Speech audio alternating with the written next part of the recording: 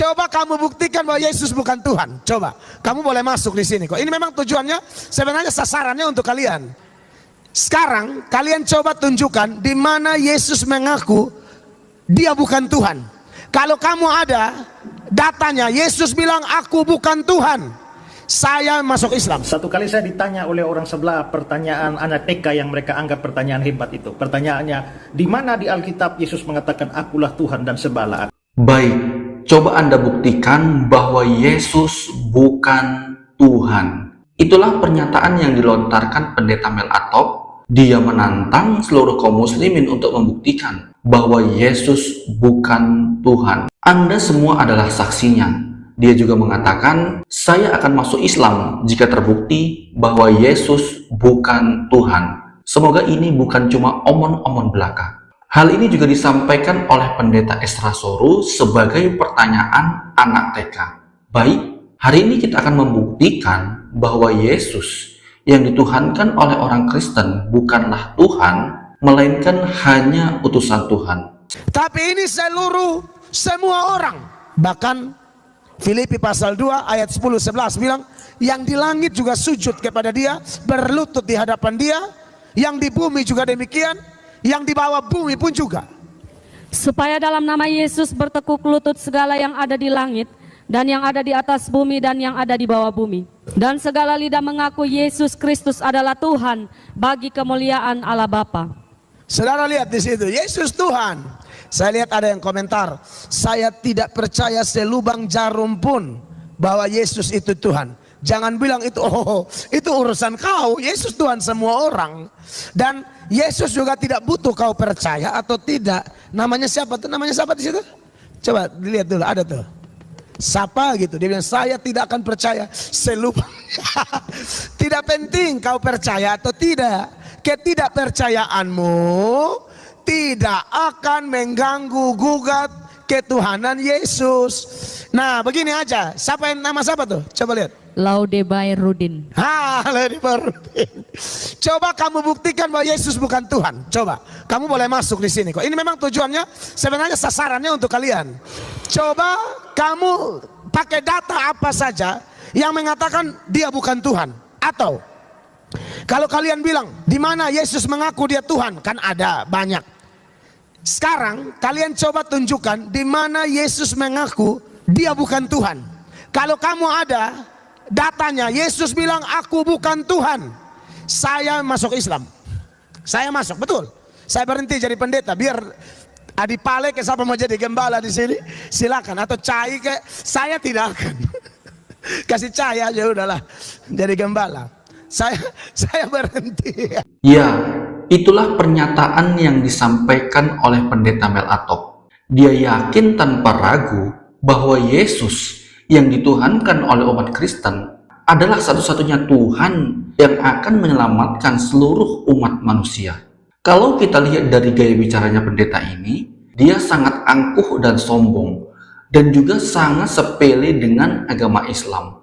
Seolah-olah pernyataan dialah yang paling benar. Baik, sebelum kita uji kebenarannya, mari kita simak dahulu argumen dari pendeta Esra Soru berikut ini. Satu kali saya ditanya oleh orang sebelah pertanyaan anak TK yang mereka anggap pertanyaan hebat itu. Pertanyaannya, di mana di Alkitab Yesus mengatakan akulah Tuhan dan sembahlah aku? Saya sebenarnya bisa jawab pertanyaan anak TK ini, tapi saya memilih menjawab dengan pertanyaan lain. Saya tanya balik dia, mengapa kamu baru mau terima Yesus Tuhan kalau Yesus mengaku sendiri? Kenapa Yesus ngaku baru kamu percaya? Lalu dia bilang, loh, kalau Yesus nggak ngaku dia Tuhan, kenapa saya harus percaya dia Tuhan? Lalu saya tanya dia, kalau begitu kamu nggak percaya Yesus Tuhan? Ya, saya tidak percaya Yesus Tuhan. Lalu saya nanya, di mana Yesus pernah mengaku, aku bukan Tuhan, jangan sembah aku? Pernah? Coba tunjukkan ayatnya. Yesus bilang, aku bukan Tuhan, jangan sembah aku. Nggak pernah kan? Kalau nggak pernah, kenapa kamu tidak percaya dia Tuhan dan mengatakan dia tidak boleh disembah? Coba kamu mikirlah. Senjata yang sama saya hantam kembali ke kepalamu. Intinya sama seperti apa yang disampaikan oleh pendeta Mel Atop sebelumnya. Seperti biasa, pendeta Esra Soru ini adalah tipikal pendeta yang sok pintar, padahal dialah yang bodoh. Kalau Yesus sendiri tidak pernah menyatakan bahwa dirinya adalah Tuhan dan sembahlah dia, Mengapa kita harus menyembahnya? Baik, hari ini kita akan uji kebenaran dari argumen kedua pendeta ini. Mari simak penjelasan dari mualaf Bunda Nora berikut ini. Lukas 1 nomor 31. Coba dibacakan. Malaikat Gabriel datang kepada Bunda Maria mengatakan apa?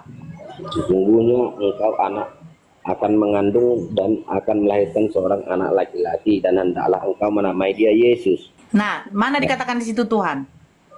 Tuhan Yesus itu, Bu. Dia yang dibu aja Yesus. Coba baca baik-baik. Bang Hot Mauli yang baca dari kitabnya sendiri. Saya tidak ada membaca, tidak ada memegang apa-apa. Di sekitar saya nggak ada kitab, hanya HP doang. Apa kata malaikat Gabriel? Maria akan mengandung dan melahirkan seorang anak laki-laki atau seorang Tuhan? Kan seorang anak laki-laki atau seorang Tuhan? Atau seorang Tuhan? Coba dibacakan lagi. Ayo Bang, jangan malu. Sesungguhnya engkau akan mengandung dan melahirkan seorang anak laki-laki. Dan menamai ia Yesus. Yesus. Nah, yang dilahirkan oleh Bunda Maria kata malaikat Gabriel, Tuhan atau manusia? Tuhan.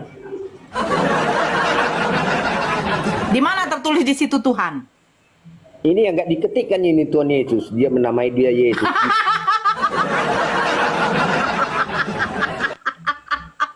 Berarti orang lain lupa menulis Tuhan ya?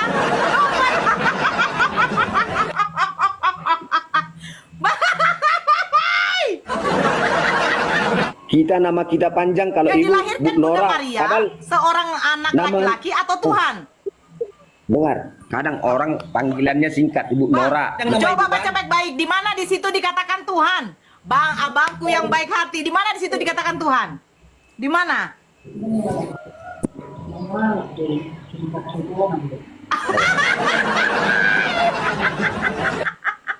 Baik, telah jelaslah makna dari Lukas 1 nomor 31 itu adalah tentang pewahyuan malaikat Gabriel kepada Bunda Maria, yang mana Bunda Maria ini akan melahirkan seorang anak laki-laki yang diberi nama Yesus. Tidak ada di situ dijelaskan bahwa Bunda Maria ini akan melahirkan seorang Tuhan. Lalu kemudian seorang pria yang terdapat di dalam video tersebut mengatakan bahwasanya pihak LAI lupa untuk menuliskan nama Tuhan. Hal ini merupakan sesuatu lelucon yang tidak akan mungkin. Mana mungkin pihak LAI lupa untuk menuliskan nama Tuhan? Baik, rasa-rasanya belum lengkap jika kita belum mendengarkan argumen dari Bang Zuma terkait makna ketuhanan yang sebenarnya. Penjelasan ini agak panjang, tapi sangat-sangat menyentuh. Simak video ini. Di mana dalilnya orang Kristen penyembah manusia pemakan babi tidak pernah nyembah Tuhan yang esa masuk surga? Di mana dalilnya? Kau tahu dari mana itu kita sembah manusia? Ada ayat Yesus, kita menyembah manusia. Yesus Anda pikir ayam? Oh, Yesus Pak, sebelum ayat Alkitab bilang sebelum Adam ada, aku sudah ada. Dari mana Yesus tahu? Dari mana Yesus tahu? Sebelum Adam ada, dia ada. Dari mana Yesus tahu? Dia bilang sendiri dia Tuhan kok.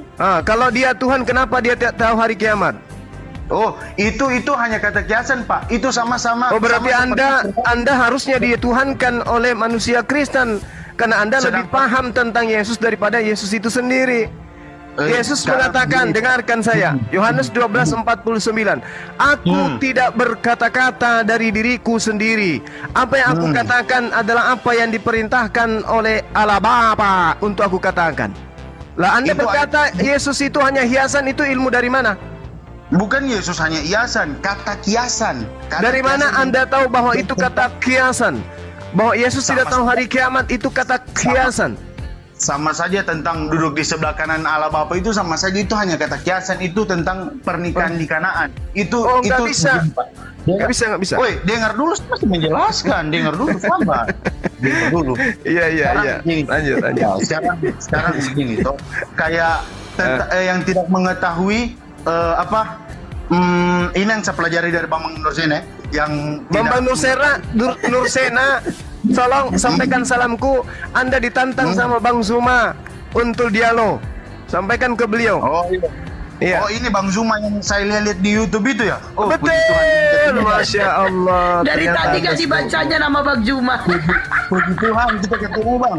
Iya, Itu saudara. udah jelas ada namanya Bang Juma 02. Kemana alamat kamu Pak Aldo? Sepertinya Pak Aldo ini tidak mengetahui bahwa lawan debatnya kali ini adalah Bang Zuma, sosok yang sering ia dengar di YouTube.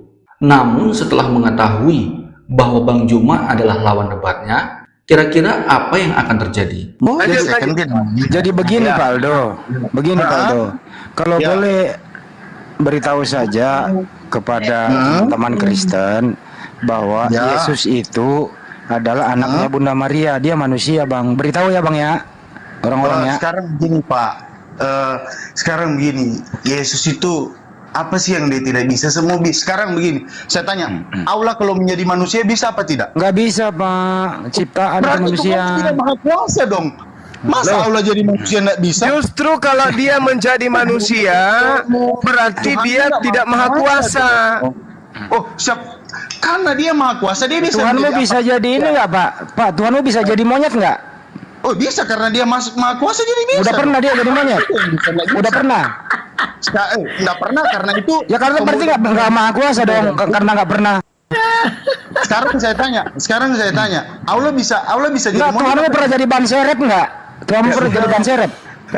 Pertanyaanmu itu pertanyaan anak SD, Ya jangan. kamu juga tadi bertanya begitu ke saya bro. Jangan pertanyaanmu. Berarti Tuhanmu juga nggak maha kuasa karena dia nggak pernah menjadi ban serep. Kan gitu. Enak kan dibalikin kata-katanya. Masa Enak kan? hari kiamat yang turun Nabi Isa bukan Allah atau bukan Muhammad, kemana dorang tidur? Makanya bro, manusia yang keluar dari selangkangan jangan dituhankan, itu ciptaan Tuhan.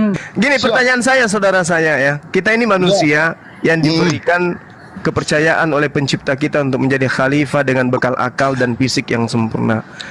Sekuat-kuatnya gajah, dia tidak punya akal dan fisiknya tidak bisa untuk main HP kan gitu ya. Nah sekarang gini, apakah Tuhan itu bisa berhenti menjadi bukan Tuhan? Ulang Pak, ulang. Saya tidak fokus tadi.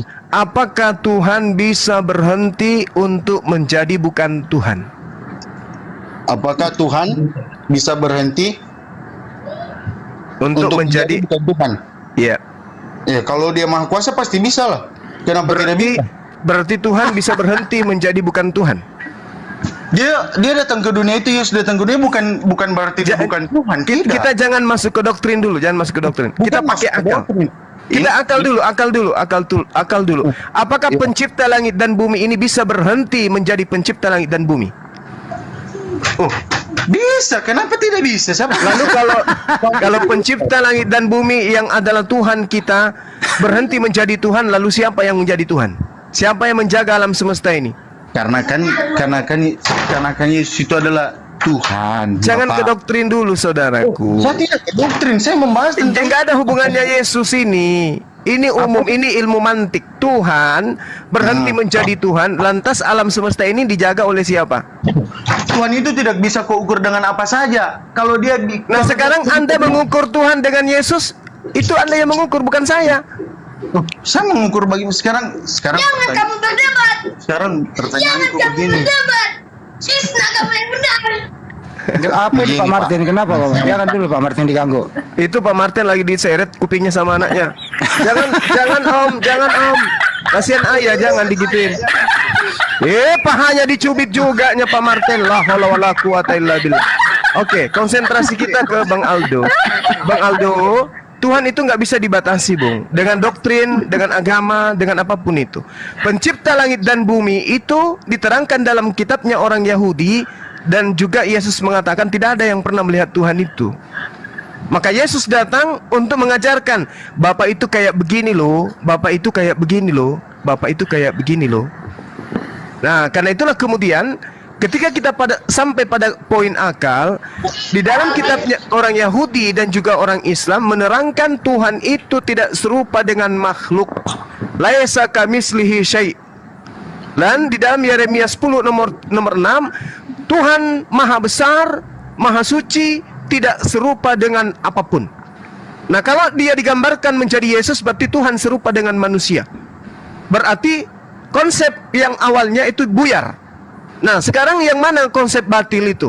Konsep batil itu adalah ketika Tuhan yang tidak serupa dengan makhluk, yang wujudnya itu berdiri pada dirinya sendiri, tidak bisa kemudian digambarkan dengan gambar apapun, kemudian digambarkan dalam rupa manusia. Konsep batilnya adalah manusia menginginkan pencipta langit dan bumi yang tak nampak ini agar kelihatan mereka, lalu kemudian membuat Tuhan-Tuhanan yang menjadi visualisasi daripada Tuhan. Sama seperti ajaran pagan, misalnya polytheism.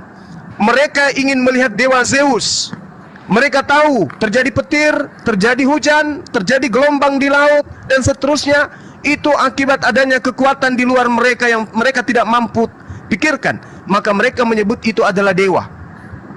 Karena mereka ingin melihat dewa itu ada dalam bentuk wujud, lalu mereka kemudian menyatakan patung-patung inilah dewa itu. Bahkan ketika ada manusia lahir ajaib, mereka menganggap ini adalah titisan dewa. Ini yang diwarnakan kepada agama saudara. Bapa pencipta langit dan bumi itu tak nampak dan tak kelihatan. Tidak ada yang bisa melihat Bapa. Karena pingin kali melihat Bapa, maka dia membentuk manusia. Inilah wujud Bapa yang datang dalam rupa manusia. Ini konsep batil, Bung.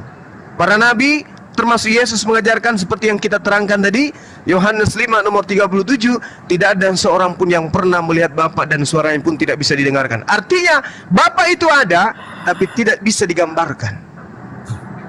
Itu yang kata terakhir dari saya, Saudara Aldo. Jadi ini bukan kalah menang, ini edukasi. Ingat, ini edukasi. Kalau kita ingin ke Jakarta, niatnya mau sampai ke Jakarta, mau masuk ke Malioboro ngopi-ngopi, tapi yang kita naiki adalah kendaraan menuju Papua, sampai gigi kita geriting tidak akan sampai ke Jakarta. Meskipun kita bermimpi, meskipun kita menghayal, sedikit lagi sampai ke Jakarta. Rupa-rupanya semakin lama kita berlayar, semakin jauh kita dari Jakarta, sampainya di Papua sana. Ini yang ada di keadaan sekarang. Antara Islam dan Kristen ada yang berlayar menuju kepada Tuhan pencipta langit dan bumi, ada juga yang berlayar menuju kepada alam impian, khayalan. Tapi begitu fakta kenyataan diuraikan, ternyata ada yang keliru di sana. Akulah jalan, akulah kebenaran yang hidup. Barang siapa ya yang percaya kepada aku, maka dia akan sampai kepada Bapa. Maka yang harus kita ikuti adalah Yesus. Apa yang keluar dari mulut Yesus, itu yang harus kita dengarkan. Aku hanya utusan. Yohanes 17 nomor 3. Hidup kekal itu adalah mereka percaya bahwa mereka mengenal Engkau satu-satunya Tuhan yang benar, dan mengenal Yesus Kristus yang Engkau utus. Berarti untuk memperoleh hidup yang kekal, kita harus mengenal Yesus sebagai apa? Sebagai utusan yang diutus oleh Allah Bapa. Demikian dari saya, sekedar perkenalan buat Bang Aldo. Insya Allah sebentar malam kita jumpa kembali. Amin. Siapa tahu saya bisa dapat ilham. Baik, sungguh sangat-sangat jelas dan sangat masuk akal apa yang disampaikan oleh Bang Zuma. Saudara Aldo yang awalnya menentang, seketika diam seolah mengiyakan ataupun membenarkan apa yang disampaikan oleh Bang Zuma. Yang mana pada intinya, Yesus hanya utusan. Sekali lagi, Yesus hanya utusan. Karena apa? Karena banyak ayat di dalam Bible itu sendiri mengatakan bahwasanya Yesus hanyalah utusan Allah, hanyalah utusan Allah Bapa, yang mana artinya Allah yang sesungguhnya itu adalah Allah Bapa, atau di dalam Islam dikenal sebagai Allah Subhanahu wa Ta'ala. Baik, mungkin sampai sini dulu video kali ini. Jika Anda menyukai tayangan seperti ini, jangan lupa tinggalkan like, dan sampai jumpa pada video berikutnya.